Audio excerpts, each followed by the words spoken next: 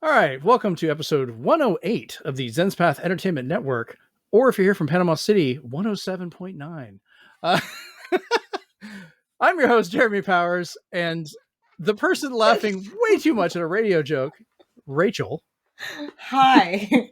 I think radio jokes are funny because I used to work at a radio station, so That's where therefore we met. I know it's infinitely more funny when you were at one point involved in radio or any kinds of audio recording. Radio jokes are more funny that way. Yeah, I completely missed out on the Island 106 joke from that episode. Island 106. And then two people who don't live in Panama City who are looking at us very confused right now. First off, welcome back, Chris. I worked in radio, Shaq. That was a dream job as a kid, and then there was just no more. Literally, I got an engineering degree for electronics engineering, and then Radio Shack goes away, and I'm like, "Are you kidding me?" That was the place I would go for everything. That's because everybody got engineering degrees and then could fix their own stuff, and they didn't need Radio Shack anymore. We needed the parts from Radio Shack. What else we also need is Steven. I have a face for radio. Yes, you do. It's the way his beard is made. It acts as an antenna and transmitter. Yep, pretty much. His voice carries in the wind. So, yeah, if you've been watching the past 2 weeks, we have 4 people. We've gotten wet and multiplied like a gremlin. We're back to our full crew here. Yes, but you get to guess which of us got wet and who popped out of who. I don't want to discuss. I don't want to just guess that at all. Not until Mario RPG comes out. Oh, I can't wait for that. I think I broke Rachel. Then we can discuss who got wet. Okay. No. Moving on. I love this. Oh, man. So let's go ahead and jump directly into what we've been up to. So, Chris, we'll start with you because, we'll get to the people that haven't been here for a while.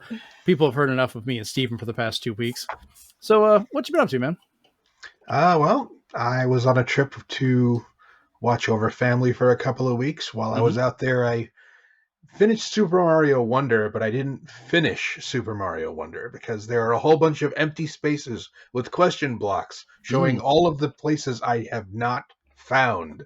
So I'm impressed, Nintendo. You've really gotten better at just making stages that you can't just finish. It's very much like Super Mario World for the SNES, where you need to find all these extra little things. Yeah, you're not the first person I've heard compare it to that, which is promising to me because that was such a great game. I'd actually go so far as saying it's a little bit of Super Mario 1, 2, and 3 all mashed together, but that's me. Oh, okay. I've also been watching a bunch of retrospectives on various horror things like Parasite Eve, Eternal Darkness, Castlevania. I didn't know Lords of Shadow and Metroid Dread were made by the same company. I had no idea. Yes, I forgot about that. Say what? Mercury Stream, yeah. Yep. That made me get Lords of Shadow on Steam and get the Turbo Duo version of Rondo of Blood with the cool 90s anime cutscenes. And now I officially have more Castlevanias than I need. I don't know which one I should play first. So much Castlevania. Indeed. You'll whip it somehow. Hard. So yeah, aside from that, I watched Tremors for the first time for Halloween, and I absolutely loved it. Oh, that's great. I didn't know it was your first time. That's such a classic. You now have 6 more to watch. So I hear, but apparently not all of them are good. I'd stick to the first 2. They can't all have Kevin Bacon in it. Listen, Tremors is one of those things. Tremors is just one of those things that's like you turn on sci-fi late at night and chances are Tremors is on. And you watch it because it's silly. There you go. So yeah, that pretty much covers it. It's the best use of like a crazy person who's just like holed up with all their guns on a building going, oh, okay, no, this time this is useful. I'm just going to have them do stuff. Fair. With the dad of, what show was that? Family Ties? He's in that that's one. right. Yeah, he's the gun guy with his wife was Reba McEntire in that one, wasn't it? Yes. Yeah. Everybody loves Reba. God, I love Show me that movie. smile. Our other person that's been away for a while, Rachel, what you been up to? Well, spooky season is officially over, so my schedule has opened up a little bit, so maybe I can start streaming again. I don't know. Maybe. We'll see. I'm having fun just playing games for fun right now, so that's great. I went to the Lady of the Lakes Ren Fair, which is about, I don't know, half hour or so from where I live, last Sunday. It was a lot of fun. I actually had more fun. Since I've been going to Ren Fairs more often than cons, I have a lot more fun at Ren Fairs now than I do at cons. Really? So tons more fun. So I have another Ren Fair in January and then another in March, and I'm planning a really cool outfit for the March one. So, but I don't know. I mean, I used to go to like 5 or 6 cons a year, and one, expensive. Two, the last con that I actually went to for the whole time was MegaCon last year, and I was so angry on Saturday. I have now sworn off of going to that particular con on Saturdays, period. So this coming year, it's like in February, so I might go like on the Sunday of the con, just get a day ticket and go over there and check it out. Was But it too crowded? It was too crowded. 2, it was just very, very poorly organized. Ooh. And it just there was a lot of problems, and I got stepped on multiple times. And I did not go this year at all because the way they handled parking was just done very poorly and very expensively. Like, it was $30 a day to park. Ouch. That Jesus. is like theme park level of cost parking. And it's like a Disney hot dog. It's bad. And so I was like, no, I ain't doing that. So I told my friends, if you want me to go, you better put me up in your hotel room. Because that's the only way that I'm going to go there. Someone can drop me off. Stuff. Like, I am not going like on a Saturday again. And I don't get like that mad that easily at cons. I'm usually pretty chill. But I was fixing to throw hands. Like, one of my friends that I was with, who is all of the friends that I was with, one of them's a police officer and the other one is our retired military. One of them had to like pick me up, throw me over their shoulder, and cart me out of the vendor hall because I was fixing to throw hands. And release the Rachel. Yeah, I don't get mad that easily, but I was very incensed Saturday. So now all of us, every single person in that group who we were with, has sworn off of Saturdays if we ever go to MegaCon again, and if we're there the entire time. We literally said, if we go again as a group and we're there the entire time, we're just going to do something else on Saturday. We'll go to one of the parks. We'll go, which is still crowded but different. Or, I don't know, go goofy gothing or something. We'll do something else. Oh, we call that putt-putt golf. Yes. That's how I say it. Yeah. So that's where that is. But I'm also playing Spidey 2. Harry is a sweet bab who must be protected at all costs. I will be taking no further arguments at this time. I'm at the part where a thing happened to Peter and he's trying to give another thing back to Harry and he can't. That's where I'm at. Have fun. So, but he's a sweet bab at this point who must be protected at all costs. So that's great. I'm also rewatching Psych, and I started rewatching that this last week. If you guys have never watched Psych, it's a real fun. It's just a real fun show to watch. Period. I love it. It's one of my favorite shows that was ever on television. And every couple of years, they just come out with a follow-up movie. Like, there's 3 of them now. Yeah, they were gonna do another one this last year. And it just, with everything that was happening, it couldn't line up. And then this year was the strike. So maybe we'll get it. It's written. So he's got it written. Everything's ready to go. Just all the actors have to have their schedules aligned and stuff like that. So does the Psych movie just kind of gives an update on the characters and what's going on and has them have a fun little adventure. And that's what happens. So Okay. it's a great little show, but it's a great little show. You might recognize people on it. It's just a good time. We shall see. Yeah, I only watched a few episodes because at the time I was like, oh, John Cena's on it, cool. And then Didn't know I that. caught clips of during the finale when they did a quote crossover with Monk. Great. Kind Now of. I have to watch it because I love Monk. Well, that's why I use it in quotations for the video files watching us today. It was a crossover that they just kind of hinted it without really doing a crossover. Exactly. And I mean, there's some big names that like Carrie Ells is in it. Yeah, he has a recurring role. It's a good time.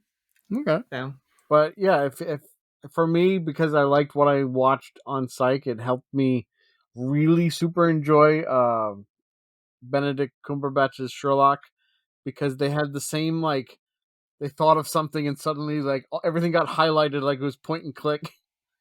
yes. I remember that. But that is the only similarity. Like, yeah, no, but I I like love that little, like, little cutaway whenever they're like, and then they like glow something like you were supposed to pick that up, or this was in their pocket. Yeah.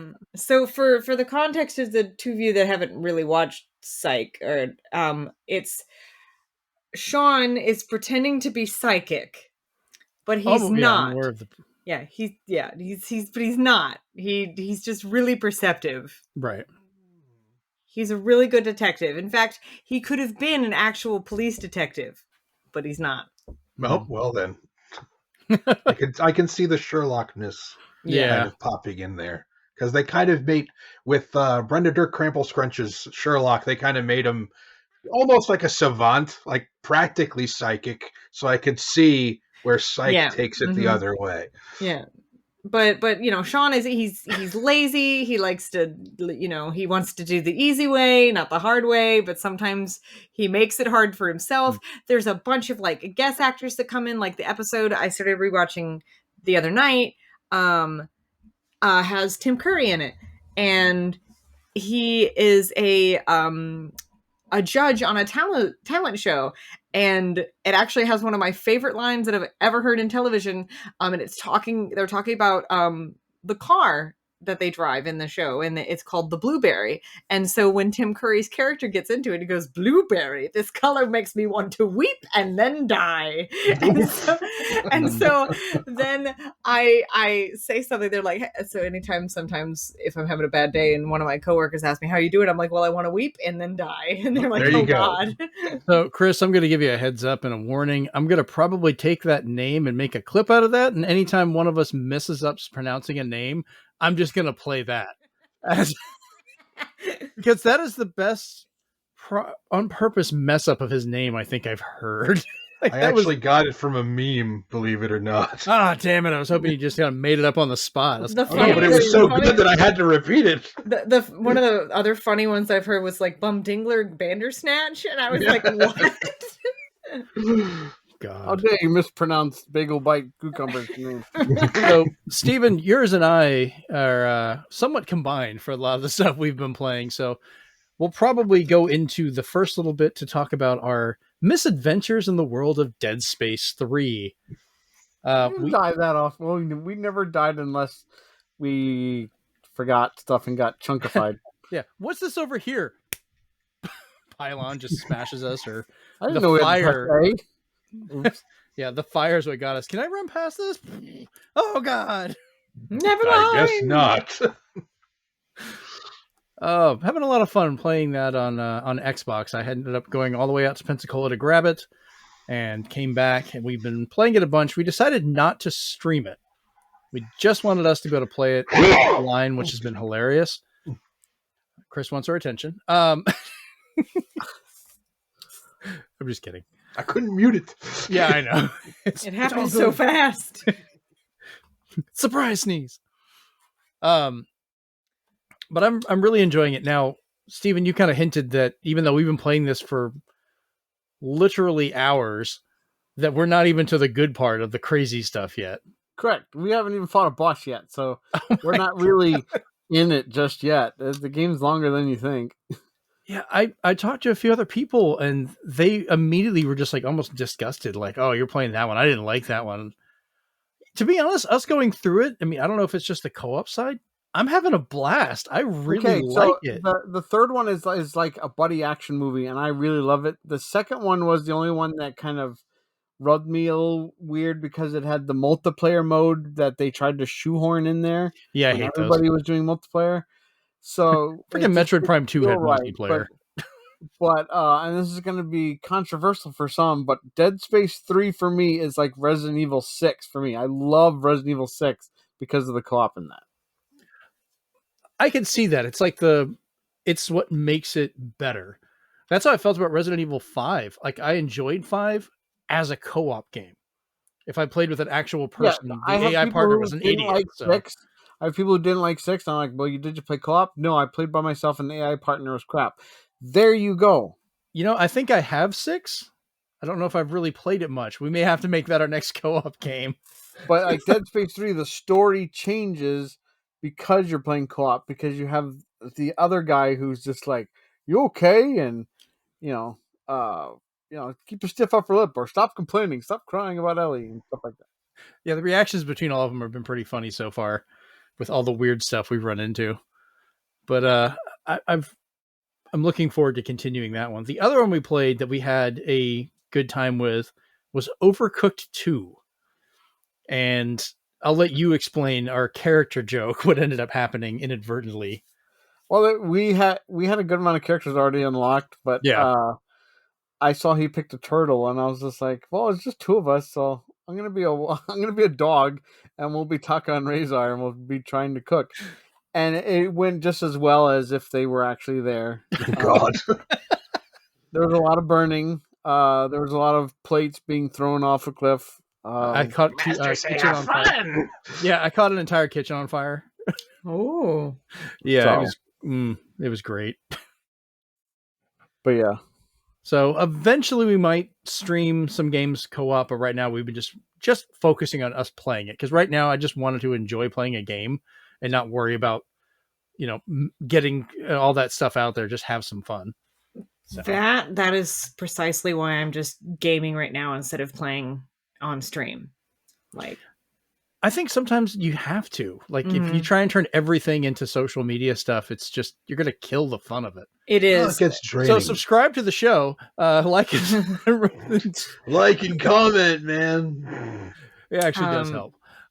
Yeah, I think I'm I was trying. What I was trying to do is like trying to play things that I'm enjoying and I'm excited to play, but I think I'm just gonna play just random stuff from now on, and the stuff I really, really, really want to play and enjoy, I'll play on my own. So maybe I'll play Lego games.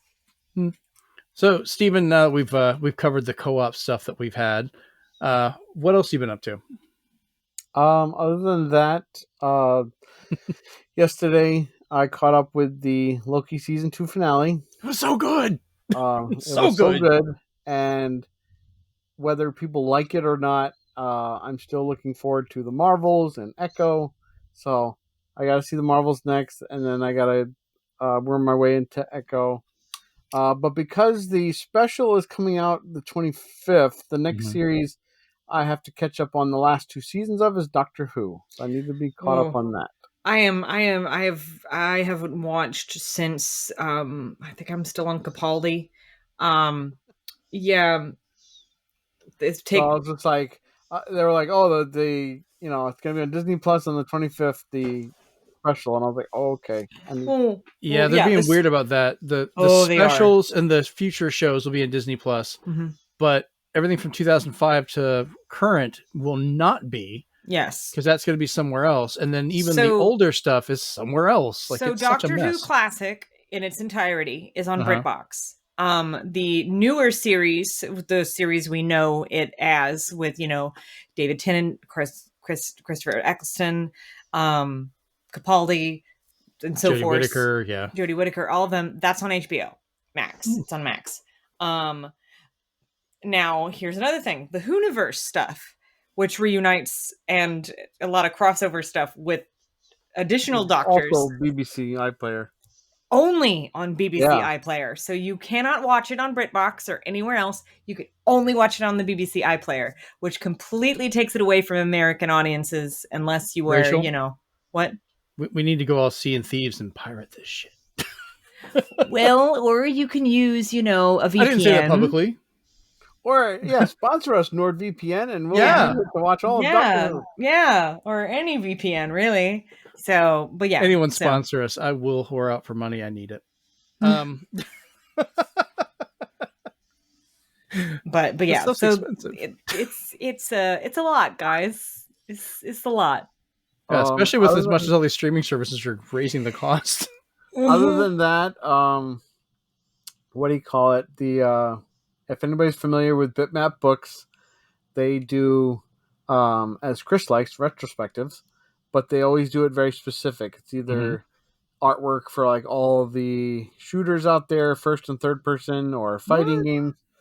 But then they have this one, which is 60 years of horror games called From Ants to Zombies. Oh, I want that. It is huge and thick, and it's small. It's a small boy. And to answer like Chris's question before, because it was almost like coming out of like the trivia in my brain, he's like, where's Ants come into play? And I was like, well, there's a game by Cinemaware called It Came from the Desert, which was like a bad point and click. Same guys who made Defender of the Crown. And I was like, yeah, and basically the enemies were just giant ants. But I was like, now that I thought about it, I was like, you could probably put Earth Defense Force in there, but that's not a horror game. That's more sci-fi. Yeah, if they're sticking strictly to that, it's based off of the old Them, I think was the name of the movie from the 1950s, I believe, 1950s, 1960s, with the giant ants. Other than that, I love games with destructibility. I love all the crackdowns. I especially love the good burnouts, not the recent one. Paradise sucks. Sorry, guys. I liked it. I was okay with Dangerous Golf and Dangerous Driving because it was Three Fields Entertainment, which are the Burnout guys. They are making a new one called Recreation. But there's this other one that's voxel based called Teardown. Oh, yes. PS Plus. It's been on PC, and I'm probably going to buy the physical for Xbox, but it's basically where you get these different missions, but everything's destructible and physics based, so you can knock out supports for a house and watch the whole house collapse into voxel pieces. And I was like, oh, this sounds like so much fun. And I was just like, please put it in co-op or something. Yeah, I'll end up getting that one as well if it's available for us to play. All right, so the rest of the stuff I've been playing, or I've been up to, I got back into playing Rock Band 3 again because I have a event I have to go and take my drum set and everything out for. So I had to find that, set it up, and of course you're not going to set up this damn drum set because it's the big metal framed ion drum set. So it's the 4 drum heads, pedal, multiple cymbals. Like it's a whole drum set. You just swap one part out and it's a full digital one. So of course I had to start playing things. I have not even thought about the Rock Band games in years. I don't think anyone has, not since they just stopped making them. Just rhythm, not rhythm, but instrumental band games. One day everybody stopped. Yeah. Well, enjoy it while you can, because in 2 weeks maybe those adapters won't work anymore. Well, I'm playing it on 360. I don't have any adapters. Yeah, I hate the fact those adapters are going to get ruined because I can't use this drum set on the Xbox One. I would love to, but any adapter they made was so ungodly expensive and only worked on wireless kits. Yeah, because I have that because I bought Rock Band 4 with the little extra kit thing in there. I never got that. I wanted it. Because I specifically held on to a wireless guitar and a wireless keytar. The drums were just too annoying for me to keep. They were very hard to store. And then I have more microphones than Madison Square Garden. So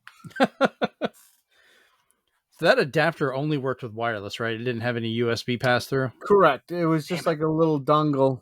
You know, they were generation of dongles, and you just plugged it in, and then it just picked up on the signals when you were searching. Right. they were working on making a wired adapter so you could use like the Ion drum set and some of the older guitars and stuff, but that ended up getting canceled. Sadly, I wish that had been made. That's the part of some of the wireless technology is the reason why like Guitar Hero is having a renaissance on PC because people have modified it to play whatever songs they want. Mm-hmm. Plus, the only guitar it really works with is the Wii guitars because of the Bluetooth wireless technology in those. So if you have those, covet those because everybody wants a Wii wireless guitar.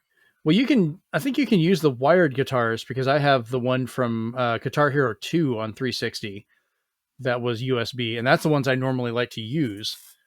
But it's the drums that I always liked. Like I said, I've got the big Ion drum I think kit. it might have been like some of the streamers just had it where it was better to have it wireless because of their setup. So it that makes sense. It came to be like that was like the one I always saw people using. But yeah, I spent, because of course, if I'm going to go through all the trouble of setting this up, and I'll send you guys pictures of this kit, I had to test it. I mean, you have to. And, I'm playing Black Hole Sun and some Metallica and going through everything. I'm really surprised you didn't pop in Lego Rock Band. I have it. I have every Rock Band. You got to play Ghostbusters. Yeah, that's on there. I think it's on mine because I got this stuff because Rock Band 3 let you import all the music from Lego Rock Band, all the music from Rock Band Green Day, AC/DC, and a few of the other ones. So almost every song from Rock Band 1 and 2, Lego, and those other ones are all in my Rock Band 3. So I have this massive, like 200 something track list. Nice. Yeah. Not even counting like DLC and stuff. That was always a pain going through there because I would buy a lot of songs too. And I'm like, okay, so this one has a code to import this and get these. And now there's a date. Oh, now there's a store. And I'm like, okay. I did appreciate though the detail that the Lego one had, that all of the notes were bricks. I was like, okay, well done, guys. Well done. So, but I get to take that in, and there's a group of kids that are going to be playing it tomorrow. So they're going to be introduced to Rock Band. So we'll see what happens with this new generation. They're going to ask for that for Christmas. Well, they're all musicians. It's going to be really funny. I'm going to watch actual musicians fumble while playing Rock Band. Yeah, there was a story where, what do you call it? I'm going to hope I'm saying their name right. Coheed and Cambria. Oh yeah, Coheed and Cambria. Their drummer was sick and couldn't and canceled at one of their concerts. And they were like, "Can anybody play drums?" And one guy's like, "I can play expert on Rock Band." And they're like, "All right, let's go for it," because their songs are on Rock Band, right? And sure enough, they were like, he was amazing. Like it translated over perfectly for him because he could play expert mode on Rock Band with the drums, and he was like, he knew all the spots. Yeah, drums is the only one I think would be good for that. Maybe singing, just because you have to practice on that one. Yeah, because you're not going to necessarily tune drums. Like you can do things to them and tighten them up. Because if you go to, it's called Pro Mode that they have on Rock Band 3 and the other ones. When you have the cymbals and stuff hooked up, you have to actually hit what you're supposed to properly do in real time. But I thought that was neat. I was just like, see, video games do help, Mom. That's like the reverse argument of like, games don't make you, go kill people, but it could make you a drummer. I don't know how to take that. It's like, this had an unexpected outcome. Yeah. Was this good? Was this bad? I don't know. Did we just help the other side? What was it? I'm not a doctor, but I beat all the trauma games. Oh my God. That's a little different. And I've never lost that operation. Okay. Oh God. The other game that I'm going to be, pretty much, I guess, showing these kids or exposing them to. I really shouldn't say that phrase, exposed. You know what? Moving on. Keep talking and nobody explodes. I played that. We used to have game nights over here, and we would play that on PlayStation VR, and it was hilarious. Same. But I have it on my Oculus Quest 2 now. I bought it today so that whoever's wearing the Oculus can see the bomb. They can interact with it and everything. Nobody else can see what's going on. They have the manuals that the other guy doesn't, or other person, whatever. So they have to communicate back to the group what they're seeing, and they have to refer to the manuals and tell them how to disarm it within a 5-minute window. I can, from different playthroughs myself on both the VR and Switch. Mm-hmm. Switch, because you just hold it up here. Oh yeah, I forgot it is on Switch. But I can say if they're having any difficulties, the best thing we found out, even as adults, is you give each person one page. Yes. So the kind of like Overcooked, you're just like, all right, who has the symbols? I do. Okay, start describing the symbols to him. We are not going to do anything. You two are going to talk to each other, so there's no yelling and screaming. Well, this is supposed to be a get together for the kids that are the leadership for the band.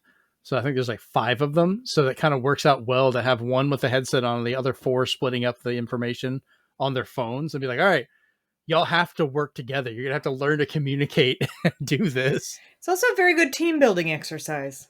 Yeah, someone's gonna slip up and cuss in the middle of that band room, and I'm gonna laugh so hard when it happens. God damn it! It blew up. Blue, no red. I can't read. Wire today. Instead of found out he's exploding, the colorblind. time actually goes faster, so everybody's just like, "You done fucked up." Well, if it blows up, it doesn't affect it. Oh, actually, we tied it to your grades. If this goes off, you're all getting an F. Or so literally, I remember playing it at a friend's house, and one of our friends is colorblind, and someone goes, Oh no! and one the person in the headset went, well, what color is it? And the guy goes, well, I don't know, I'm colorblind. That's not good. I wonder if there's colorblind options. I don't think any of them are colorblind, so we should be okay. I guess we'll find out. Well, that's why you More on this as it develops. We'll give that page over to him. Right. Well, if he's got the VR headset on, he can't really do much about it. Because Fangamer, I think it is, they sell a nice color laminated booklet for it. Mm-hmm. And I'm wow. I'm like, I need to pass it out to people, so I still have my pages printed out instead. I'm trying to find the notebook. I think mine's the original version. They may have updated it since then, so I may just print out new ones tomorrow. One of my friends once had it on their tablet, and I was like, "Are you mad?" I was like, you know how many like pinches, squeezing, and moving around the screen you're gonna do looking for things? I mean, these are high schoolers, so being on a phone might be the more natural reaction for them.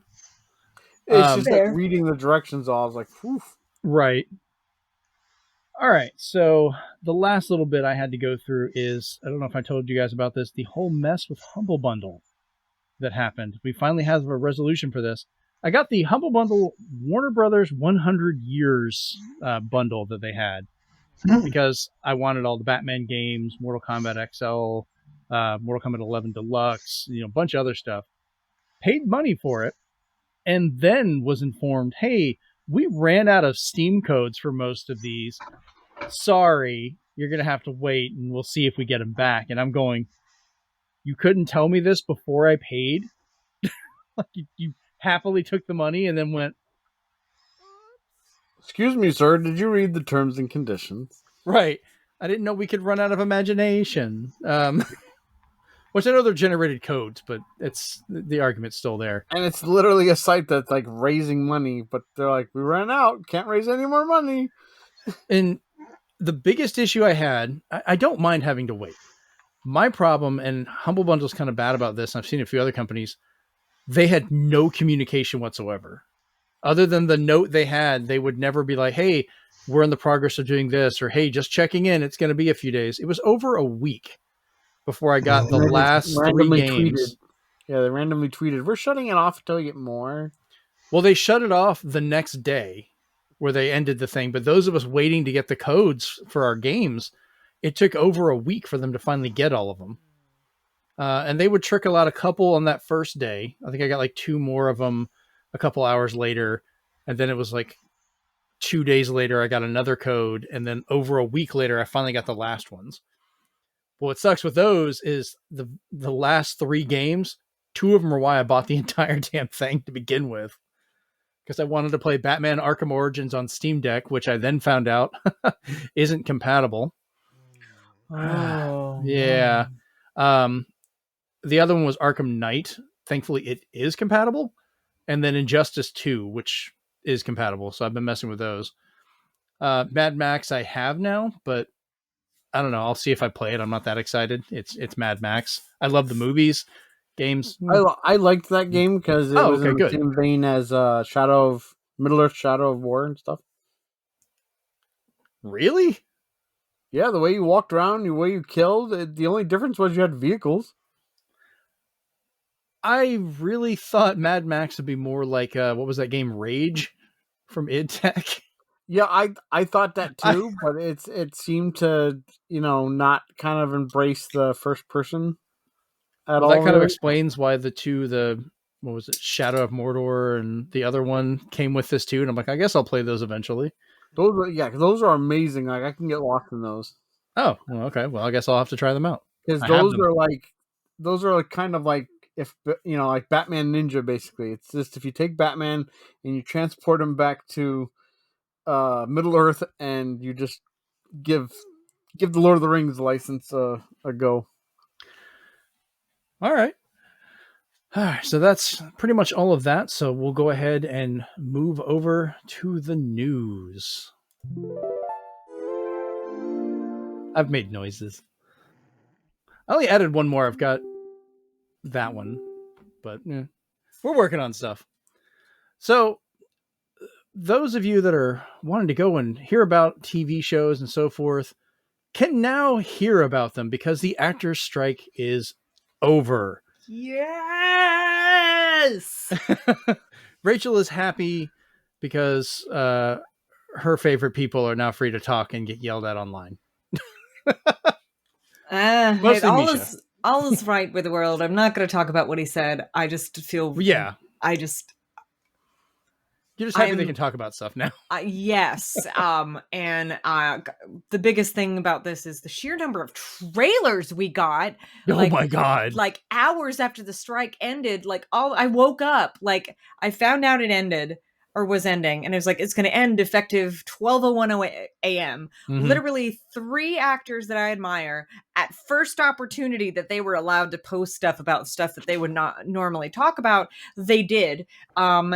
And literally, and then the next morning I woke up and went to work, and then I got on my phone around lunchtime, and all of a sudden trailers everywhere, cast and crew people posting behind the scenes stuff from filming because they weren't allowed to.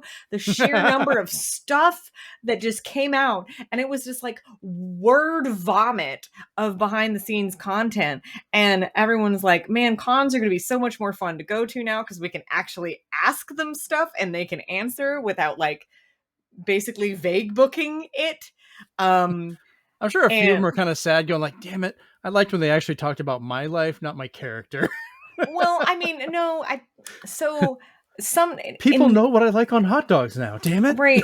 There was things that were people had to get real creative at these cons. Oh, they did. Sure. I heard some of the questions. This is hilarious. And no, that's going to stay. Oh, good. That's definitely 100% going to stay. There's going to still be weird questions that you get. I'm planning on spending a good bit of money going to a very particular con that's coming to Orlando in November of next year. Mm-hmm. And I already know I'm going to ask, hey, what's your favorite theme park attraction? That's what I'm going to ask them. But that's just me. But we'll talk about those shows in a moment. Beforehand, Steven or Chris, do you guys have anything else you want to add about the strikes themselves being over before we dive into some of these trailers? I'm still cautious because while it's over, they're just saying they're preliminary contracts and such. Everybody's just like, well, I hope everybody likes what's in it. Well, I mean, from my understanding, they got basically everything that they wanted. Yeah, I saw the list. It was just some people were just like, well, I haven't read the whole thing or I don't know the whole thing. So they're kind of like, did you get what you want? Because I mean, we're not going to know if they got what they want until after they've ratified it. We won't know unless you know people who are part of SAG and will tell you what's in it.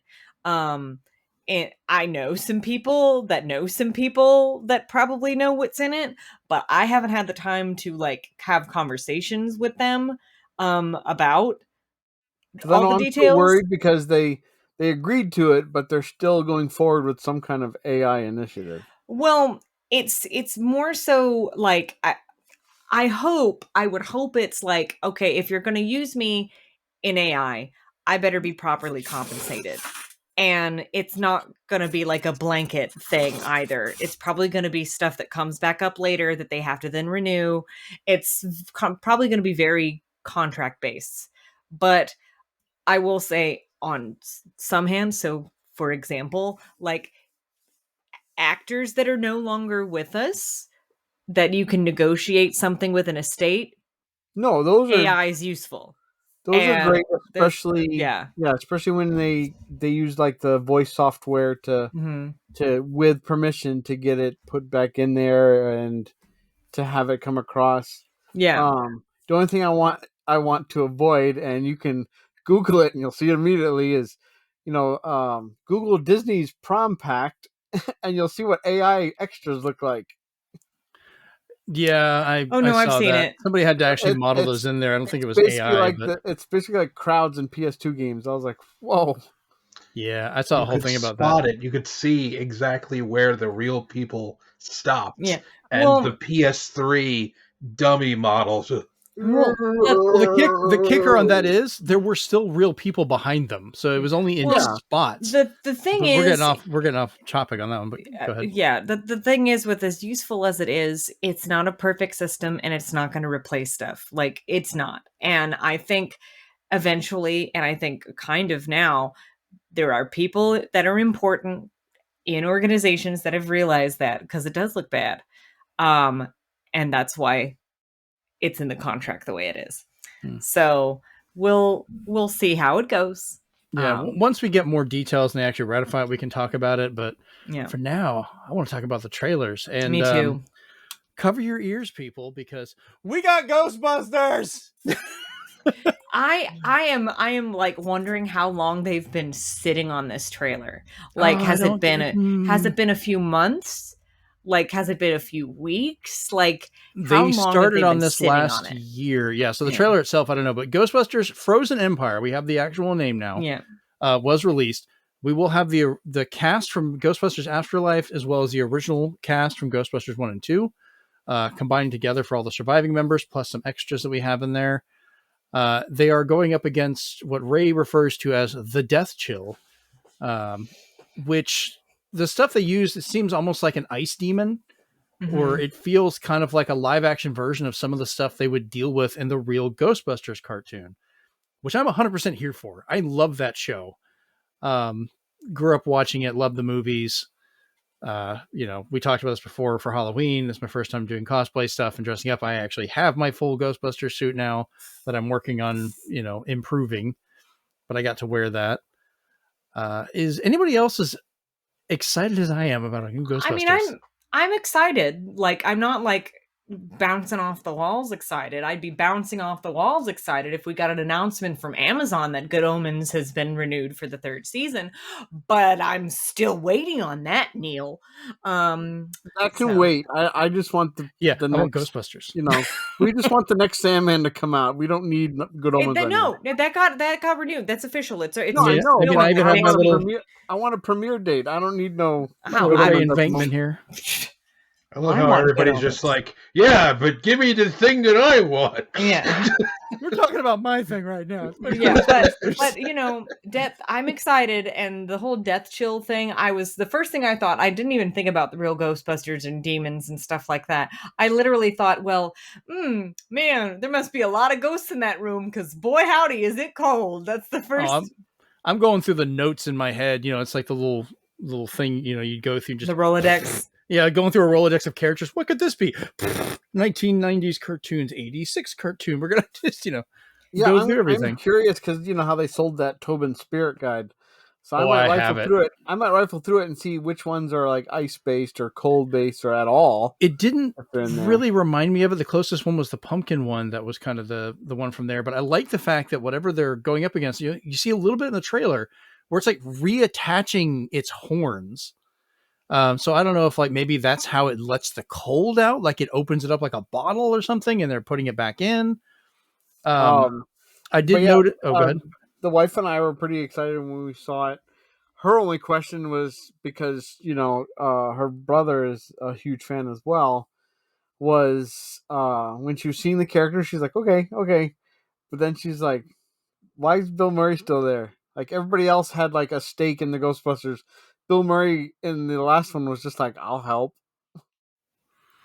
Ivan Reitman, his son, Jason Reitman, directed and helped write the last one. He's one of the co-writers in this one. He's not the director, but he's still involved in it. And it seems he's kind of more willing to come back now that it's kind of still in the hands of the Reitmans, and he's at least finishing out part of it.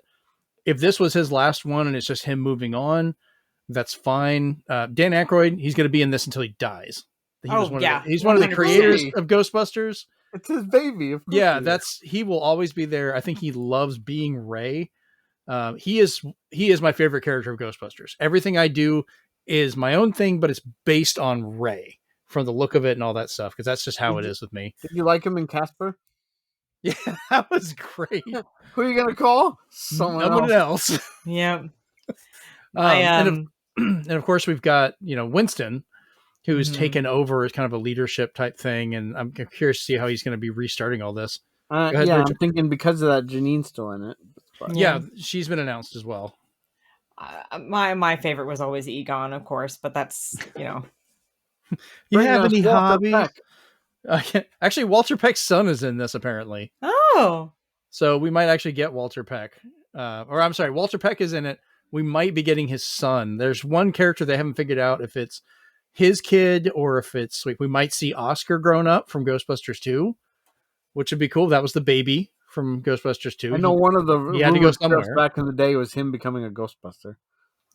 Wouldn't surprise me.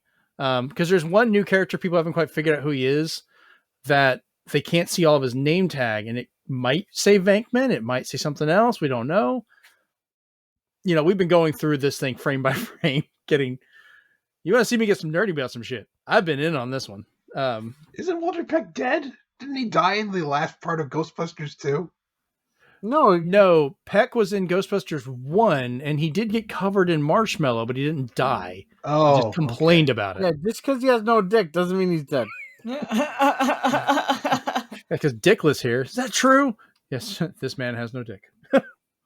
I saw one scene of Ghostbusters 2 the other night while I was watching stuff. It was the Scolelli brothers in the courthouse. I had to stop everything I was doing and put the damn movie on while I was working on the room and watch it again. Oh, I'm so happy. And then Steven, with a wonderful gift from you, popped up right before the show going, hey, I'm going to spend your money. Because that's Brent, my other friend's favorite hobby. He sent me the link to the real Ghostbusters 1/4 scale cabinet from Quarter Arcades. I don't know how much this is going to be, but I'm going to buy it because I want a Ghostbusters arcade. Based off the real Ghostbusters arcade game, which was 3 players at the time. Mm-hmm. See that? They just gave Winston the shaft on all the games. I hated that. Don't you just love Genesis game too? Don't you just love when your friends see something and go, they'd like that, and it's horrendously expensive? Mm-hmm. Yeah, I buy it usually. I did that to a friend at the Ren Fair last weekend, and I go, hey, look at this, and they go, oh, I love that, and then they were trying it on, and I'm like, you know what you should wear with that? And then they go, what?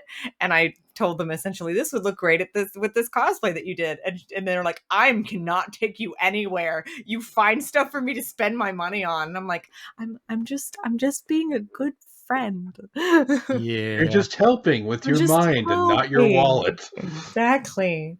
So. Speaking of the Genesis game, real quick, they actually did a fan mod that they released. I think they're releasing it as an actual cartridge too, where they went back and made Ghostbusters Special Edition, added Winston back in. So he is now selectable. They let you choose between all the different suits. So you can get the original tan, Ghostbusters 2 Dark Flight suit. You can get the colors from the cartoon series, Real Ghostbusters. That's cool. And a bunch of other things to it. So Winston's in there. They're trying to push his credit back in there because they need him in there. Yeah, so Ghostbusters, sorry for going crazy on that, but that's going to happen every single time something like this is announced. Speaking of things that people are going to get excited for, I think this one is one Rachel is excited for. Do you want to talk about this one, Rachel? The Avatar trailer from Netflix? It looks so good. I know the original series creator broke off from it a while back, but I'm sorry. The moment I saw Appa, I was like, okay, look, that looks really good. Like, and I am cautiously optimistic because I have heard such good things about One Piece, and I know everything's done by different people, but they're having a really good track record right now with animated to live action. And also the trailer for Yu Yu Hakusho came out and it looks pretty damn sweet. That one looks weird. The thing with the One Piece one though is it's being worked on with the creators' help. Oh, I know. That's a little different. It's a little different. And the creator picked the cast. Yeah. Yes. Yeah. And but I have a friend who's a really, really big fan of Yu Yu Hakusho. Like, I'm talking like this is their favorite anime series, and she literally was like, "Rachel, this looks cool as heck." Like it. So I think I always when they turn animated stuff into live action, I always go, okay, they cannot get everything right. It is a physical impossibility for them to get everything right. And that is why I was not as mad at Cowboy Bebop as other people were. I liked it. So I liked it. It was fun. The problems that I had with it were some acting choices and casting that I didn't agree with. Faye Valentine. I liked her in that role, and I thought she was one of the highlights of it. I did not like a lot of her stuff. Just fell flat for me. It was, I don't know. I felt that she was uncomfortable, and it really showed. I think an issue with that too, though, that I'm glad these other more successful live action animes are getting away from is you don't need to make it shot for shot. No, you don't. Do what works in actual live cinema. Don't be like, I'm going to do shot for shot. It's so cool. No, it's not. It's not cool. Really corny. Like there are animated series out there that I will never expect to see a live action for ever. And if they try, I will be shocked. I thought they'd never try Avatar again after what happened the first time they tried a live action with it, which we won't talk about. Well, they were doing this one for live action because they had the creator's blessing and they had him involved. What worries me is that the split up between Netflix and him, he ended up leaving. But we never really found out, like, we don't have too much information on the why, do we? Other than that he just was like, I'm not involved anymore. And sometimes that adding happens. Another Airbender, and he's like, no, he's the last. According to them, Brian Konietzko, see, this would be a perfect time for that quote, Chris. I could just play that every time I mess this up. Oh my God. And Michael DiMartino announced that they've left the Netflix live action Avatar: The Last Airbender project due to what they say was no follow through on promises to honor their vision for the series. That could mean anything, though. Because that was reported from Sci-Fi, and that's the quote from them. Yeah, that could mean anything, though. For all I know, too, like, you know, think of it this way, too. When they have the creators involved and you have this opportunity to become live action, there are some opportunities for creators to make changes that they decided not to do originally in the original series. Could be that. This is always the way I'm going to think about this when something goes from animated to live action. And it's always going to be if the creators are involved, it has given them opportunity to make changes or do something that they originally wanted to do that they did not do. And that could be part of it. There could be a whole slew of things as to why they leave. Well, there's exact quotes as to why they left I've got here, which is kind of damning for the reason. It feels like all the love and stuff they gave for the One Piece for the creator, they did not extend that same to these creators. Are the producers different? Like, are the people like up top different though? Because if they got a different crew and a different group of people that they're working with, then that might be why. So yeah, DiMartino wrote, I realized I couldn't control the creative direction of the series, but I could control how I responded. So I chose to leave the project. It was the hardest professional decision I've ever had to make, and certainly not one that I took lightly, but it was necessary for my happiness and creative integrity. To be clear, this was not a simple matter of us not getting our way, added Konietzko. Mike and I are collaborative people. We did not need all of the ideas to come from us. As long as we felt those ideas were in line with the spirit integrity of Avatar, we would have happily embraced them. However, we ultimately came to the belief that we would not be able to meaningfully guide the direction of the series. So that makes me wonder what parts have changed in there and what we need to look out for. That's most of why I was worried. I mean, I'm not worried per se. The trailer looked really good. Like, really good. The trailer for the first Avatar movie looked good too. I never saw when it first came out, I remember hearing a lot of people like, oh, it actually looks good, but then you didn't see the acting until the film came out. I never thought that. But I don't know. Like, I don't know. I always play devil's advocate with this kind of stuff because, like, they've had a good track record recently. But also, like, Netflix in some ways has gone downhill. And we'll see. Yeah, they just announced another price hike. I got the email today. Oh, I know. I'm just excited for Appa. Appa looks cool. And I think everyone can agree that Appa looks great. I will give Netflix credit, though, that if you're putting like Disney, Max, Paramount, Peacock, and Netflix in a row, I would say Netflix is number 1 and Peacock's number 2 in terms of announcing more content. Yes. The other ones you have to keep Googling and researching, like, when's it coming to streaming? Who gets it? They don't advertise it. You know, we want to talk about stuff that was exciting and then got taken away from us. This hurts Chris as much as it hurts me that they did a tax write-off for Coyote versus Acme because it's done. It's finished, and they said it was hilarious. I was like, dang it. So I will say, like, that kind of situation, like, because it's WB, but they've been doing that a lot, and yeah, I think they don't make good decisions. They do 12. Well, 12, it's all. I think there's some stuff at the top that is against animation right now, and I can't say anything past that because I don't have any more information. But that's just animation the vibe and I get. Batman. I'm about to say, at this point, I'm kind of, a lot of people, I know you can't say much on the Warner Brothers side, but people have got to be hesitant to do work with them because you could spend years making this stuff for them to flip and decide we're done. And they're doing it to John Cena, all the people that were involved with this. Like, that's a lot of work that they just put out and people can't do anything with now. And I'm like, that's a lot. But anyways. The only good part about all this is that the people who worked on it got paid. That's something, at least. But it's a shame that we're losing their work, that we can't see what they've done. My favorite thing feels like the Willow situation where you could never show off your work. Oh yeah, you're right. Well, I also worry about how many people had it in their contract. They may have taken less money to then take a cut off of, the proceeds, like the proceeds or what they make afterwards. Like, you've completely cut that off, and anyone that's ever worked on it will never see another dime for it after that, residuals and stuff like that, because it's never going to be shown. They legally can't show it now. Yeah, but now with Warner Brothers doing what they're doing, anybody signing up to do animation is just going to go, you better pay me now, because if you shelve this, I'm not going to get stuff later. Yeah, they did it to a Scooby-Doo show movie as well. I still think about that. And I'm still mad. A perfectly good Scooby-Doo Hex Girls movie with 2 new songs that were already recorded, and it's back in the vault.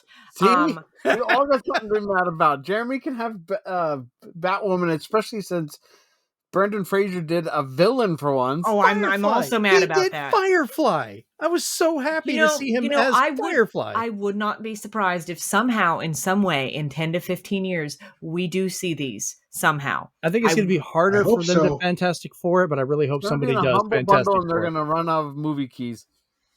Because we lost 2 Scooby-Doo things. We lost the Hex Girls one, and we lost the Crypto one, too. Yeah. Crypto the super dog hanging around with Roiks, and now we're never going to see it. Coming never to Max.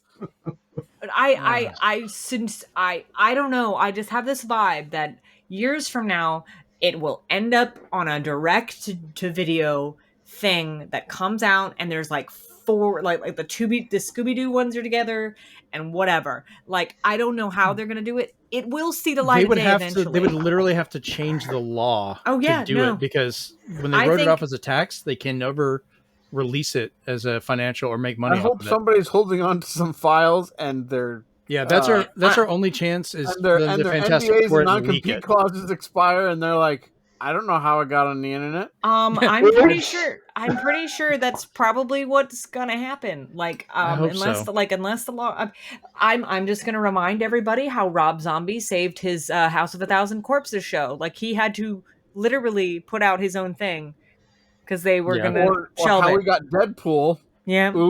Oops. Yeah. Well, the other Netflix one, just to finish this part up, we got a weird announcement, and I just want to talk about it real quick. Terminator the anime series is coming to Netflix. Yeah, I was just as confused, Chris. I'll just read the quote here. In August 1997, a computer scientist named Malcolm Lee is working furiously from his lab in Tokyo to launch an AI program he believes will save the world. Basically, the whole thing is like this takes place a few days before the Terminator's Day, whenever Skynet becomes sentient, and I guess this is supposed to explain how that happened. Oh. But we don't know anything about it other than this weird trailer that was text only. So, yeah. We also have the prequel to Witcher 2 as well. Oh, yeah. And they also announced a season 2 for Blood of Zeus.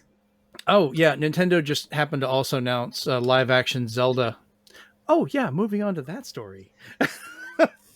Yeah, I'm not even joking. They announced a live-action Zelda in a tweet that I thought was a joke at first with Miyamoto, and they're doing this with Sony.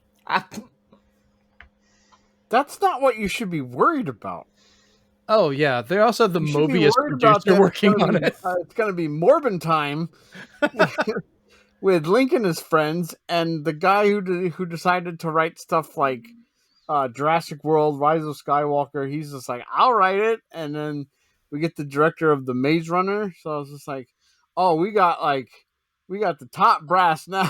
This is I actually did like the Maze Runner. No, this is either going to be really good because it's a combination of all the chaotic things that you can possibly combine, or it's going to be so CDI bad. Zelda the movie. Like there's actually people coming up to me saying, I hope Link finally talks. I was like, shut up. Well, excuse me, princess. But I understand that because you have to build the story somehow. But I'm going to say a couple things because everybody is always going to ask the Nintendo fan, like, what do you think of this movie? Yes, go for it. First off, since it's the most popular fan art out there, I could get behind Tom Holland as Link, Emma Watson as Zelda, and Idris Elba as Ganon. I could get behind it. You know, so all of those, yes. Idris is the only one I would agree to. You've got a thing against Tom Holland. That's not fair. You're the anti-Spidey. You just don't like Tom Holland for reasons. I like Tom Holland as Spidey. I everything else, and I like Tom Holland. I do. But I just don't want to see him as Link. I don't either. The other thing is, it's one thing to work with Miyamoto. That's great and all, but why aren't you working with Onoma at all to get any insight of like how things would work in there? You know, Miyamoto worked on like what the first few one, and you're not going to give it over to the guy who's the Zelda guy. The thing about that is we don't know which Zelda, which timeline, which dimension is being portrayed in the movie. And that's the last problem. And people who have a favorite, cover your ears. Because that's my last problem is, one, you cannot. I refuse to watch it if they're going to pick any of the Zelda stories. So it cannot be based on Wind Waker, the Hourglass, any of those, because those are animated versions. And if they dare pick Skyward Sword or Majora's Mask, I will write a petition because those are the worst Zelda games next to Zelda 2. They're some of my favorites. I'll be there celebrating day Oh, okay. one. So if they somehow Steven, we're gonna fight. If they somehow manage to combine Ocarina of Time and Majora's Mask, if they manage to do a amalgamation, my only thing is if they cast Willem Dafoe as the mask salesman. Thank you, Centweet. Oh, I could see that. I could see that. Okay. I don't have an issue with them working with. I don't have an issue with them working with Miyamoto on this because yes, Aonuma's worked on a lot of the modern ones, but in the end, The Legend of Zelda is still Miyamoto's baby. It's like saying he shouldn't have been involved in Mario because more people have worked on modern Marios than Miyamoto has, but it's still his baby. That's his creation. You had Stan Lee involved in all the other Marvel movies in some way, if it's cameos or at least some references that he helped create and so forth. But I do think Aonuma should be in there to bring in there as well. I completely agree with that. It could be both of them. So you're saying they should have Julia Roberts as Navi. Okay. Where the hell did that come from? I don't know. I personally don't you put words in my mind mouth, boy. I wouldn't mind seeing a movie interpretation of the first NES Zelda. That would be kind of interesting. I'd like to see what they would do with that, but we will see. Yeah, we have no idea how this is going to be. We haven't got those trailers yet, so I don't know. I love how the guy in the Zelda shirt is being so pessimistic about this. I'm shedding tears for the kingdom, okay? Oy. Lord, how do I mute him? I don't want a Breath of the Mild, okay? I'm trying to avoid that. So many puns. Next up, we have news from the Escapist that has happened. Steven, I think you were the one that put this in here. You want to talk about this? Oh, Chris, you want to talk about this one? Yes. So for anybody that was into zero punctuation, which is part of the Escapist whole thing, Yahtzee Croshaw has left after 16 years of doing it because the editor-in-chief was fired. And basically the editor-in-chief was the person that brought the Escapist back up from near death and basically made a bunch of wonderful creative decisions that brought it to where it is today. The higher-ups, however, in typical executive fashion, basically said, these are great numbers, but these are not our numbers. So you've still failed. It's that whole thing where 1 million is not enough anymore, where, good is okay, but it's not what we wanted. So they fired the editor-in-chief. Yeah, they fired the editor-in-chief that brought it back up. So basically, Yahtzee Croshaw and the entire video team at the Escapist quit and formed a new site called Second Wind. So zero punctuation is still owned by the Escapist right now, but without Yahtzee Croshaw, it's not zero punctuation. Not only that, but if you look at what the Escapist is lately, everybody is using that stick round Photoshop little guy style from zero punctuation in everything they're doing. And now the guy that invented that left. So it's interesting. It's going to be interesting to see what everybody does next. I can see one nightmare scenario for this, depending on how they have their rights and all that stuff for the voice. If the Escapist would try and recreate his voice for stuff using AI. Oh no, they don't have rights to the voice. They only have rights to the name. They only have rights to the name of zero punctuation. Yahtzee is still Yahtzee, but he cannot do zero punctuation. He's going to do a new review show in his normal style, but it's going to be called Fully Ramlamatic after his old articles.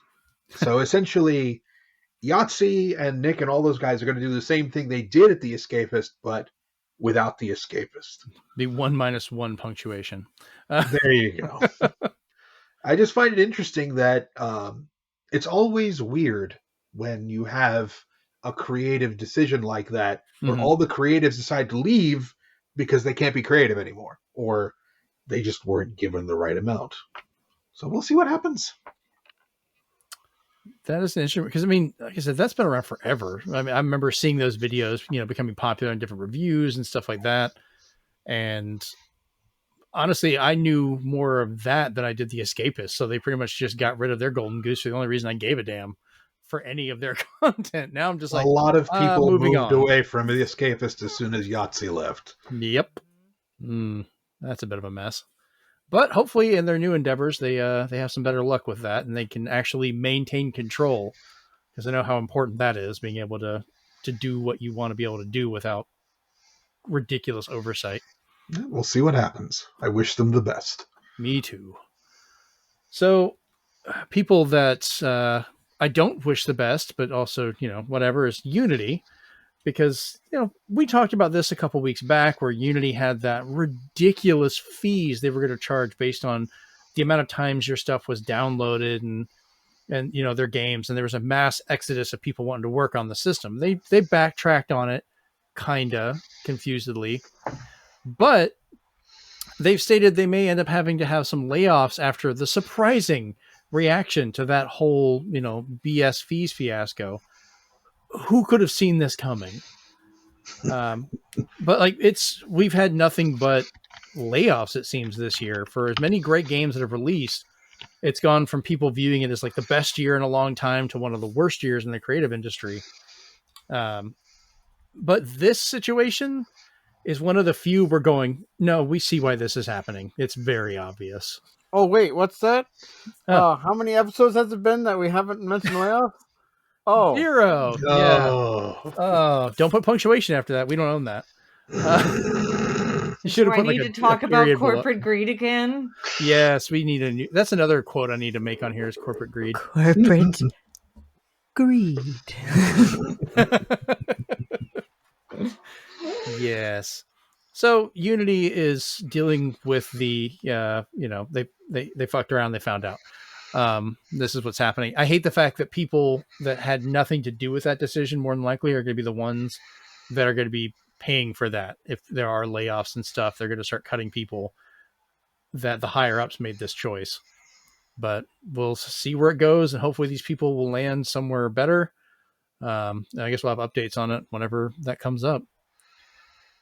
All right, so the last little bit here, this is kind of a combination story and big question.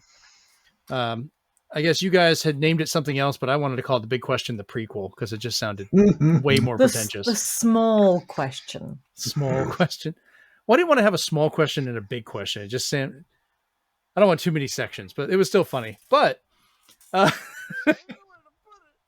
fine. This kind of leads into it. I like the question. Actually, Steven, since you put it in there, why don't you go ahead and read it for us? Why don't you go into it? So even with the cornucopia of Game of the Year titles we've had this whole year, there are still some heavy hitters still coming down the pipeline to kind of, put a bow on it. Mm-hmm. So at least, if not by the end of the year, the next 6 months, especially February. So, the pre-question, the prequel question, the big question, the small question, tentative, all of them. What game is next on your playlist to tackle, either already released or releasing in the coming months? For me, starting out, it's kind of a twofer. It's basically, when you do like the something borrowed, something new. Something borrowed would be Mario RPG Remake coming out next in 9 days. Mm-hmm. So that's going to control a lot of people's lives. But what will kind of take me away from that a little bit is something new, which is for me is going to be Teardown, which I already previously stated. It's like I love destruction. So I was like, the only thing that can take me away from Mario games that I'm currently playing would be something like that, destructibility. So I've got a twofer coming that'll take me at least until Princess Peach comes out. All right. Rachel, what about you? So my first thing to finish is the game I'm currently playing, which is Spider-Man 2. And then I will go back and I will finally finish Final Fantasy 16. Don't get on me for not finishing yet. I'm not done yet with it either. And then, of course, I don't even know when the next Layton game is coming out, but because that was announced a while ago. that they were working on, the Steam, whatever it is, World of Steam or something like that. I want to go back and play, or at least, watch a retrospective on, if I don't want to go through all the puzzles again, which I likely don't. Go through all those ones, and then I didn't finish Azrin Legacies, so like the very last one that came out, other than the Phoenix Wright one. I want to go back and finish that. So there's a bunch of little like things on my list of things to finish. But like, of course, obviously Final Fantasy VII Rebirth is on my list, but I've got a little that game's gonna own every part of me for many months. So I have a long laundry list of games that I need to finish, and it's probably going to take me like a year. But I will blow through Rebirth. Like, I will play nothing else. I will likely stream it too, because I need people to see my reactions to things. Because Lord, the amount of commentary I had for the first one that I made friends watching me play it cry over. They were laughing so hard. Final Fantasy VII for you is like Persona 5 for Chris. Well, Chris, what are your choices on that? Ooh, that's a toughie, because there are a lot of really good games. Some that I might not buy, but the fact that they are available on Game Pass are going to be a big thing. That's Persona fair. 3 Reloaded and Persona 5 Tactica are on that list. Ooh. And of course, I have the 2 Castlevanias that I just got. So I'm going to be fighting a lot of demons. So that's going to be fun. Be prepared to hear Patrick Stewart in Castlevania. Ooh, nice. Well, I already have, actually. He's the narrator, which is great. Yeah, which Castlevania games? Lords of Shadow by Mercury Steam. I love those ones. I only played the first one, but I like really enjoyed it. And then I forgot the second one, and then I saw like video from it, and I was like, wow, I have no idea what's happening. And then I want to play that one too. Eventually I will. I think it's available on the PlayStation like thing, though. Both of them are now. I got it on Steam, so I'll be playing it on PC. But I have that. I have Rondo of Blood, the TG16 one, not the PSP one that's all 3D-ish. And Mario RPG as well. But I've played that already, so it can go to the side for a bit. Yeah. Right. All right. So for me, of course, Mario RPG next week. I'm going to be jumping into that as soon as it comes out. I'm waiting for the Xbox release of Baldur's Gate 3. That way I can move my game save over from my Steam Deck and play it on the big screen and kind of continue it. I've stopped and held off on that one until that comes out, which, hopefully that will be soon. They have still said on updates it'll be by the end of the year. Beyond that, of course, the Super Princess Peach. If I don't get it, Jennifer will, because so help me God, that girl, I think she's already paid for her copy. She wants that so bad. I just pre-ordered mine yesterday. Yeah, so she is waiting for that one. And I still have other games I've got to finish. I'm still playing Super Mario Wonder. I've got to get back into Starfield. I still got to finish Final Fantasy 16. I'm working on Dead Space 3 with you. I'm at the end of Spider-Man 2. I've got to go back. Like, I got to the point where it's like, hey, you go any further and you can't go anywhere. So I'm like, okay, I'm gonna go finish some stuff and then come back here. Yeah. Thank you for telling me that. I hate when games don't. Oh, that was probably like when I was playing Miles Morales, which I enjoyed not as much as the first Spider-Man, but like I enjoyed it at the end because I felt like, okay, now he's not annoying. But he was throughout the rest of it. This one that I'm in now he's not as annoying. But he still kind of is. He's growing up some. For reasons. I'm just like, just write your damn essay. It's not that hard. Literally me the entire time I'm playing the game. But you should have pressed the right essay button. If only it worked like that, Chris. You have to use the touchpad on the controller to actually write out the essay. I'm like, I will write about you myself, Miles, but they you're will not judge going to your like cursive. what I write about you. I'm going to be like, you're annoying and you're avoiding your essay. That reminds me of I'm the a game stupid Bully. moron with a big face and an ugly butt. What was it, Steven? That reminds me of Bully when you went to school and you actually had to do actual academics. Yeah. Oh, that game was great. We need a sequel to that. All right, so probably not. probably not. We're going to be getting some Grand Theft Auto 6 stuff here, I think, in December. So we'll see how that goes. Bully will be way beyond it. So let's go ahead and get the big question out of the way for this week. This one, to ask you, when playing games for the first time, do you work towards the good ending? Do you strive for chaos and set merchants on fire? Or do you just not care and play for the experience? So, Steven, we're going to start with you on this one. So I'm gonna be honest, and most of these games don't really tell you how to get the good ending. So I will always, the first playthrough, I will always just kind of be a mix. My best memory is playing the Mass Effect series.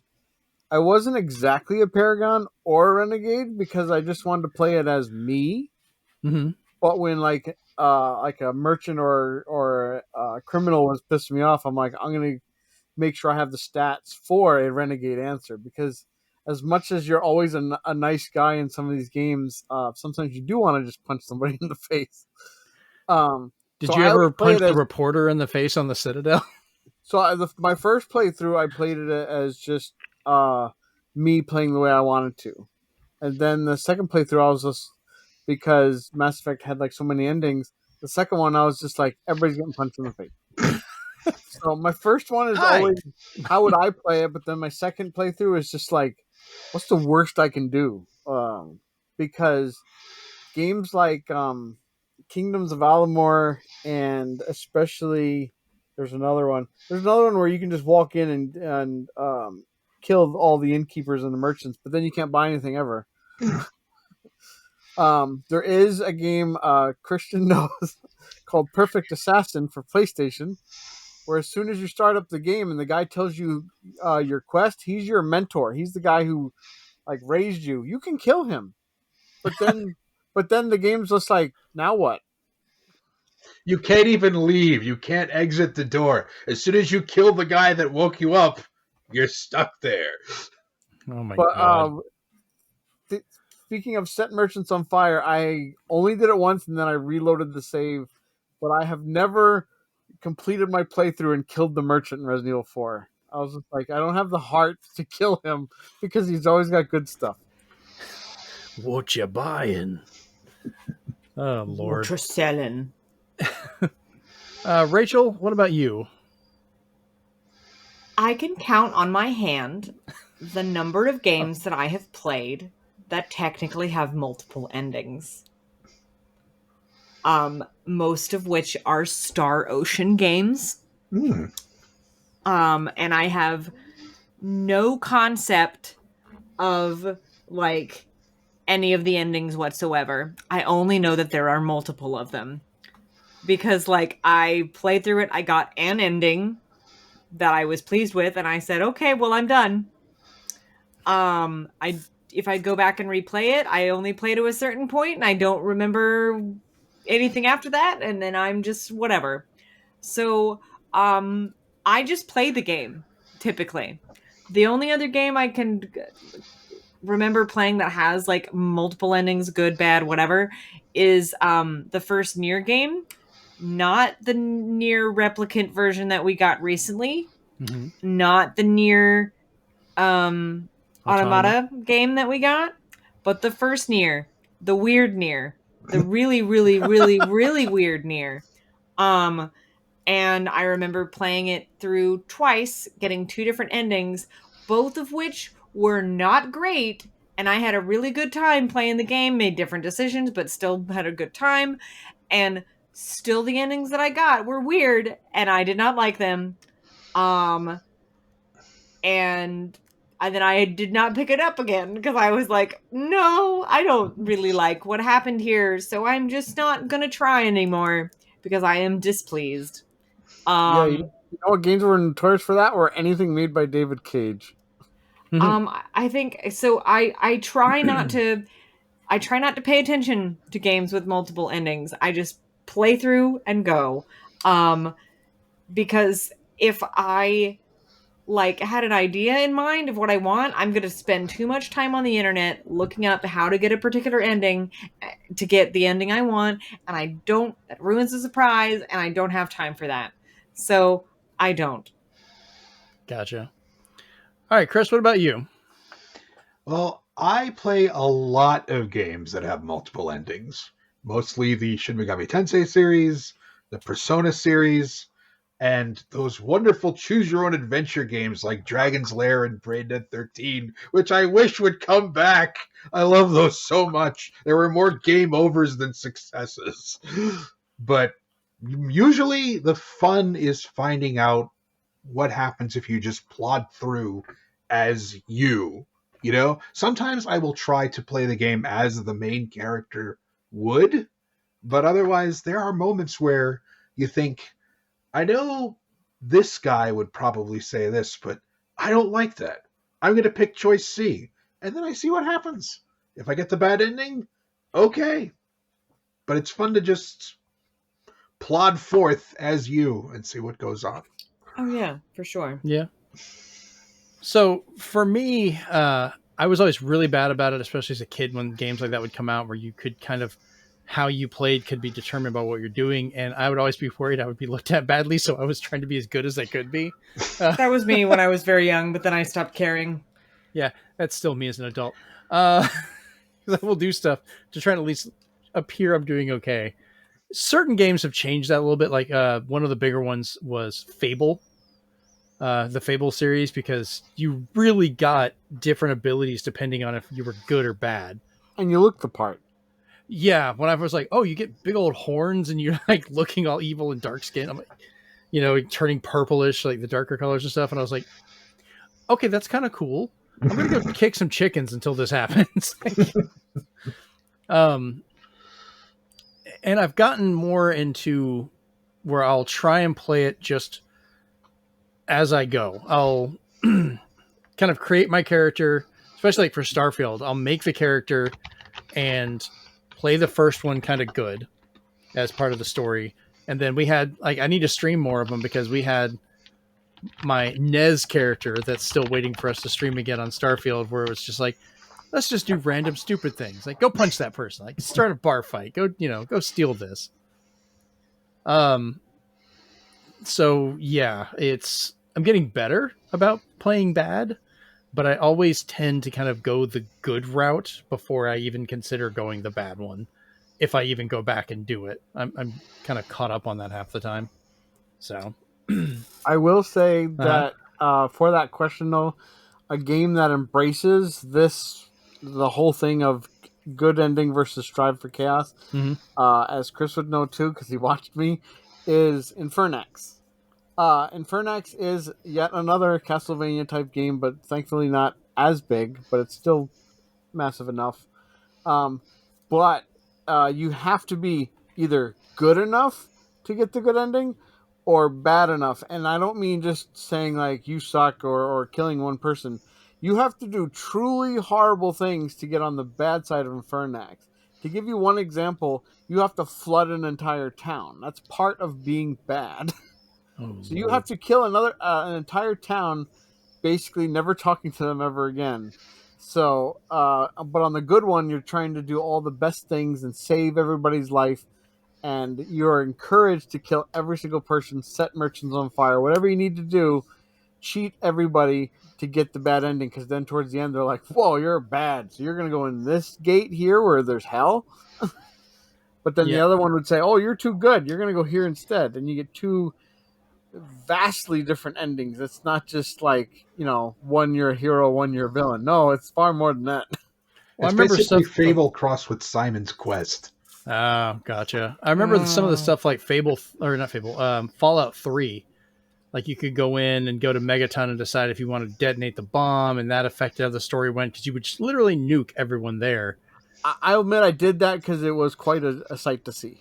I went back and did it later, but I couldn't do it the first time. I was like, no, let me disable this. Now the real moral one for that one, I think, was the dude that was turned into a tree. It's like trying to make the decision. I think I ended up killing him in the end, so he would at least stop suffering. Because he was stuck being a tree. His organs were like pulled out of him and stuff. Like it was pretty gruesome. Oh, nasty, there's like so many like, I don't know. Like I said, I try to not play games with multiple endings, multiple possibilities, stuff like that, because it just doesn't. I'll get one and then I will look up all the others and watch all the videos and stuff. So I feel satisfied about knowing all of the things, because Nothing wrong with that. Because I don't want to go through an entire game multiple times. I keep seeing little Rachel. Someone hands her a choose your own adventure book. She's reading through, gets like 4 pages in. Oh, you died. Well, that was okay. And just walks away. So I don't really do choose your own adventure books. Like I was those were my childhood. I like those. I never really did one like that kind of stuff. I'm one of those types of people. Like I have a book right here, like literally right here, and someone sent me a post once that was like, if I was an author, I'd release an edition where each like there was different, and you would have no way of knowing until you discussed it with a friend, and maybe you got a different ending. And I said, I would literally set that author's house on fire if that happened to me. Let me tell you about a movie called Clue. Oh, you beat me to it. I know, but here's the funny thing. I love that movie. It's different when I encounter it in a movie. I don't know what it is, but if I have to go and play through a game that I spend, I don't know, 40, 50, 60, 70, 120 hours on, and then I get an ending and I'm like, what the hell was that? And then I find out, oh, there's different endings, but you got this one because you made this one particular choice at this one time. And I'm just sitting here going, well, now I just feel like it's worthless. But we found the culprit. It was you. Yeah. So it's just one of those things that I'm like, in a movie, it's fine. Like I could just, they can usually tell us about it in a satisfying way, and it is put away, and you find out everything in a satisfying way all at one time. Mm-hmm. Movies are on average, at max, films are 3 hours, and at least not anymore. And like, but games with multiple endings, it's just like, it feels so unsatisfying to me. To have to play through all that, get an unsatisfying ending, find out there were more satisfying endings if you just went back and made a different choice. That's why I think the Nier games do the multiple endings kind of a interesting way, because the story changes when you go back. Yeah, there's so many of them. It's so weird. Well, I kind of enjoyed, because my friends and Chris and I have been playing them every Halloween, is the Dark Pictures Anthology. Because that one, not only can you assign a character to each player, mm-hmm. But then there's also if you want to ship those two characters together, you might have those two players do all the right things, and then there's the character that's so annoying that everybody just basically picks the wrong answers because they really want that character to die and change the storyline. That's almost different in a way, because I know how the Dark Pictures Anthology, they're very visual based. They're very like almost like playing out a movie. It's almost like playing out a movie, and that to me makes it feel different. But if I've gone through all this grindy stuff,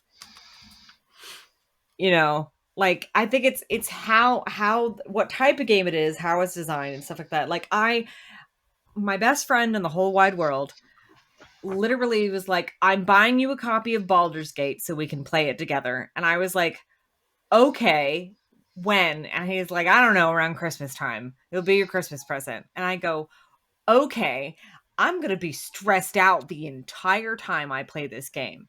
But it's still going to be fun because I'm playing it with my best friend. Right. But I'm going to be so stressed out because I know things about this game because all of my other friends have played it and are playing it. And they're playing it through multiple times like absolute crazy people. And I'm like, I already know almost exactly the way I'd play it and when I do at this point because I've seen so much different stuff. That's an interesting point with that one, though, because it's meant to be like a D&D campaign. It's like saying I'll play D&D once and then never play it again. Each playthrough is just another new round of D&D with you're playing through with different not only that, characters but and you different can't things. always control it either. Yeah. Like, you could roll the try to dice. play the way you want to, and then you roll the die, you get a critical fail, Yeah. and suddenly that, noble that you were going to get this ending with just went, and it's over. Yeah, I watched a little clip of somebody playing Baldur's Gate where they went through a lot of horrible decisions just to romance this one character, just to end up instead kicking him in the balls because they really wanted to kick him in the balls.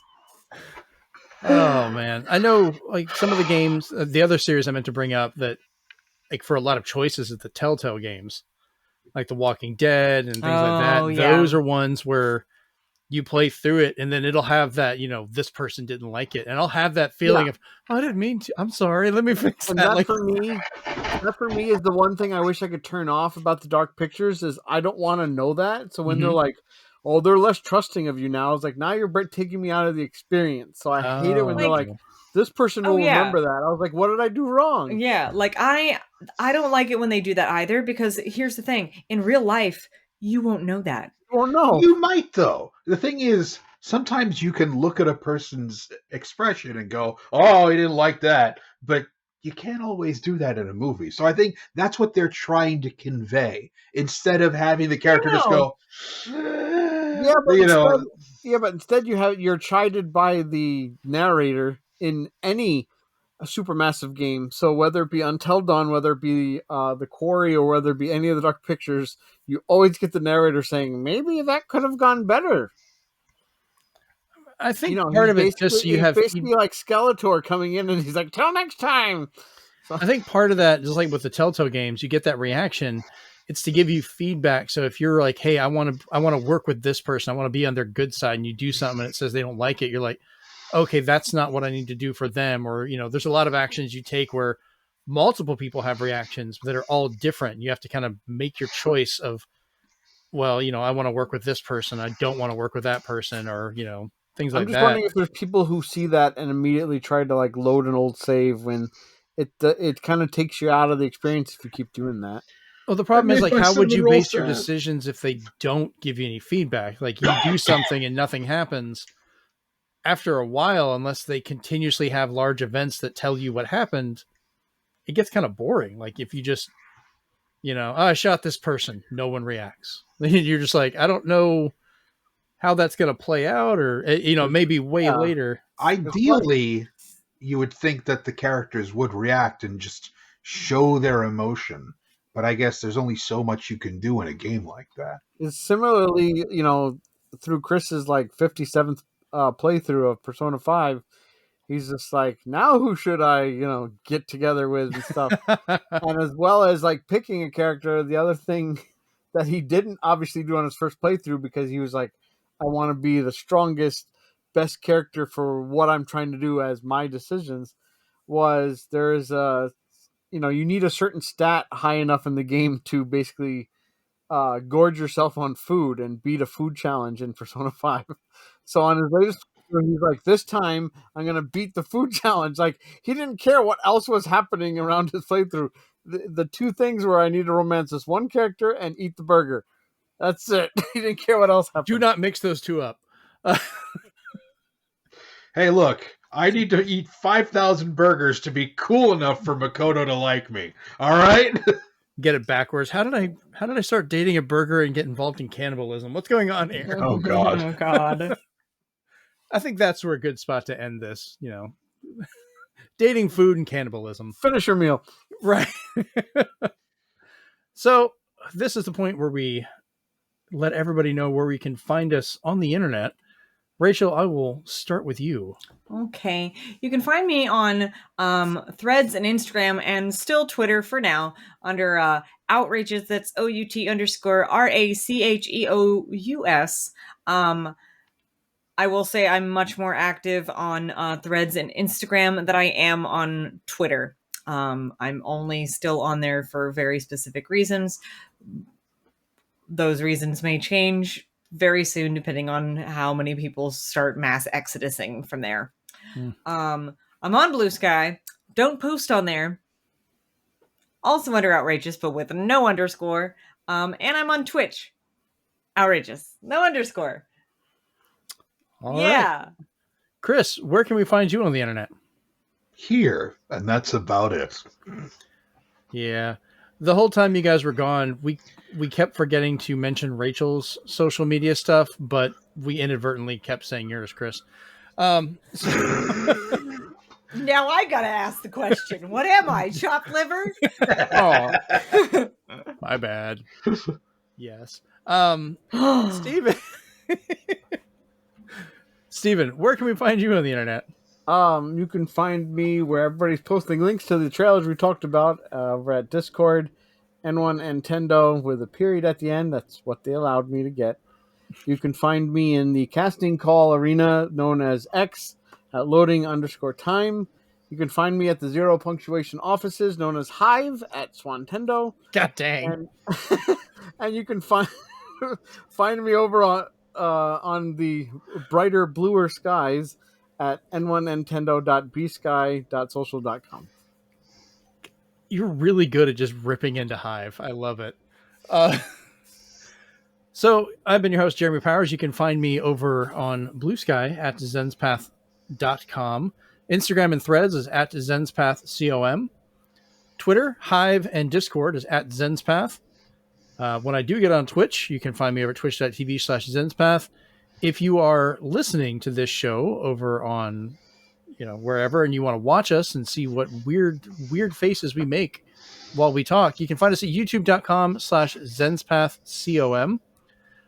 Or if you're watching this and you're really tired of seeing us and just want to hear us, you can find us over at Apple Podcasts. For iTunes, you can find us on Spotify. You can also download us from zenspath.libsyn, libsyn.com /site, I believe is what they do now. For any of those, though, if you can leave us give us a thumbs up, a like, whatever. For those, share the show. Leave us comments on the videos helps a lot. Any reviews are also helpful. Trying to get that out there. We're testing out the waters. There should actually be chapter markers at the bottom of this video. Hopefully, which we'll try that out. Thanks a lot, Brent, for the suggestion. And we'll go from there. But this has been episode 108 of the Zenspath Entertainment Network, and we're out. Peace. Bye, guys. Chop liver.